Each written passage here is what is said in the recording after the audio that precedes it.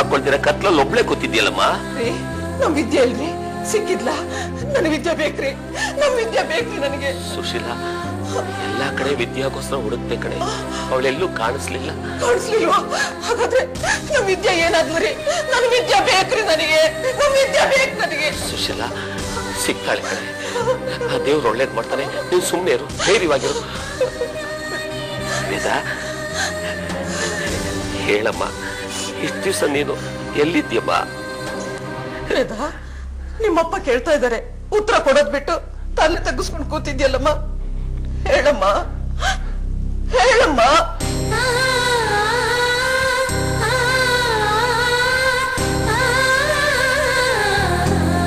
ಏನಮ್ಮ ಹೇಳೋದು? ಈಗೇನ್ ಹೇಳ್ಬೇಕು?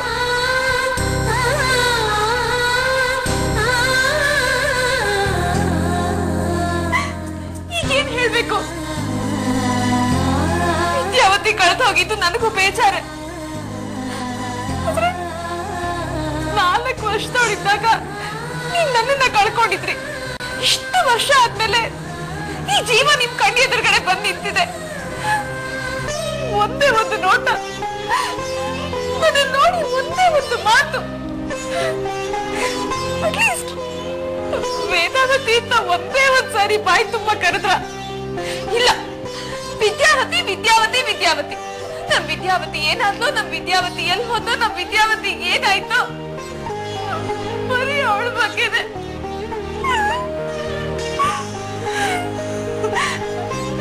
ನಾನ್ ಬೆಂಗಳೂರಲ್ಲಿ ಕಳ್ತು ಹೋಗಿದ್ದಲ್ಲ, ನನ್ನನ್ನ ಒಬ್ರು ಸಾಕಿದ್ರು.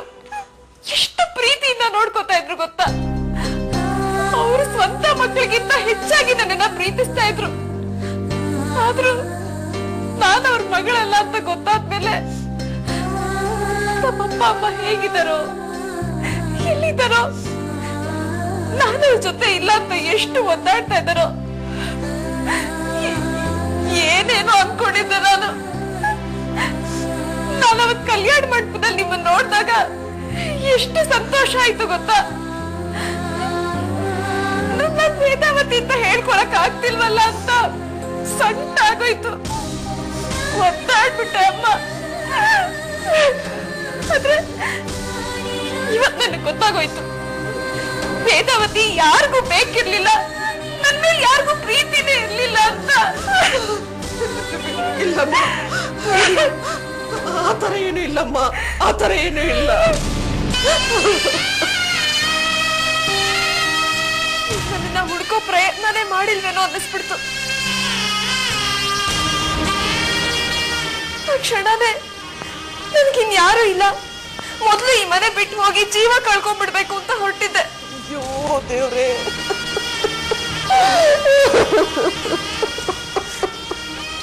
ಹೇಳ್ಬಿಟ್ಟೆ ಹೋಗೋಣ ಅಂತ ಕಾಯ್ತಾ ನಾನು ಹೋಗ್ತೀನಿ. ವೇದಾ, ವೇದಾ, ನಾವ್ ತಪ್ಪು ಮಾಡ್ಬಿಟ್ವಮ್ಮ, ನಾವ್ ತಪ್ಪು ಮಾಡ್ಬಿಟ್ವಿ ಕಣೆ. ಹೌದು ಕಣೋ, ನಾವು ತಪ್ಪು ಮಾಡ್ಬಿಟ್ವಿ ಕಣೋ. ವೇದ, ಇದರಲ್ಲಿ ನಿಂದೇನು ತಪ್ಪಿಲ್ಲಮ್ಮ, ಎಲ್ಲ ನಮ್ದೇ ತಪ್ಪಮ್ಮ. ನಿನ್ನನ್ನು ನಾವು ಹ್ಯಾಕ್ ಕಳ್ಕೊಂಡ್ವಿ ಅಂತ ನಮ್ಗೆ ಗೊತ್ತಾಗ್ತಾ ಇಲ್ಲಮ್ಮ.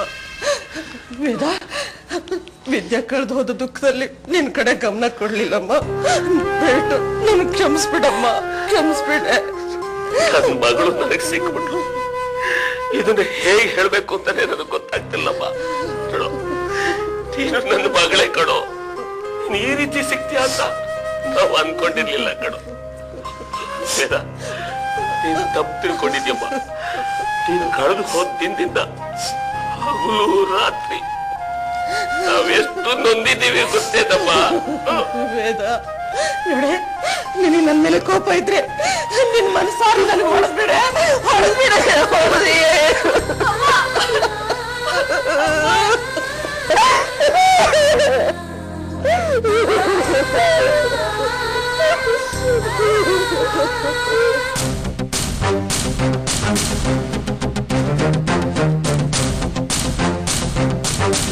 ಅಮ್ಮ,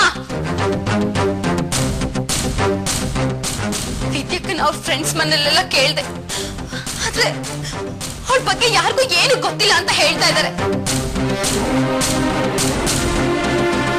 ಅದ್ ಸರಿ, ಇವಳನ್ನ ಯಾಕೆ ತಪ್ಕೊಂಡು ಸಮಾಧಾನ ಮಾಡ್ತಾ ಇದ್ಯಾ? ಇಷ್ಟೆಲ್ಲ ಆಗೋದಕ್ಕೆ ಇವಳೇ ಕಾರಣ. ನನ್ ವಿದ್ಯಕ್ಕ ಮನೆ ಬಿಟ್ಟು ಹೋಗೋದಕ್ಕೂ ಇವಳೇ ಕಾರಣ. ನೋಡಪ್ಪ, ಇವಳು ಈ ಮನೆಯಲ್ಲಿ ಇರಬಾರ್ದು. ಮೊದ್ಲು ಕಳ್ಸ ಆಚೆಗೆ.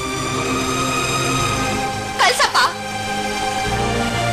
ಅವತ್ತು ಮದ್ವೆ ಮನೆ ದಿನ ನಾನ್ ವೇದಾವತಿ ವಿದ್ಯಾವತಿ ಅಲ್ಲ ಅಂತ ಒಂದೇ ಒಂದ್ ಮಾತು ಹೇಳಿದ್ರೆ ಇವತ್ತಿಂತ ಪರಿಸ್ಥಿತಿ ಬರ್ತಾನೆ ಇರ್ಲಿಲ್ಲ. ನಾವ್ ಹೇಗಾದ್ರೂ ಮಾಡಿ ವಿದ್ಯಕ್ಕನ್ನು ಹುಡ್ಕೋಬಹುದಿತ್ತು.